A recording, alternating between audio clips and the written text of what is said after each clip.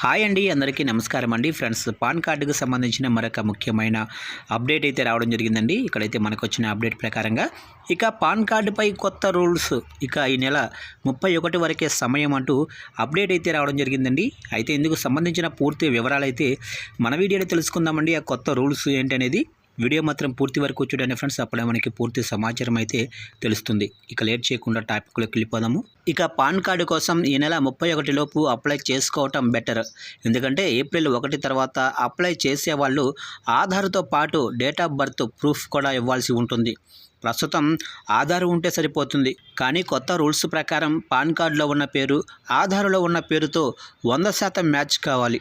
ఇక DOB proof కోసం birth certificate, voter ID, passport, driving licence, అలాగనే 10వ తరగతి సర్టిఫికెట్టు లేదంటే అఫిడవిట్ అంటే మెజిస్ట్రేట్ ముందు సంతకం చేసింది, వీటిల్లో ఏదైనా ఒకటైతే వాడవచ్చు అని చెప్తున్నారు.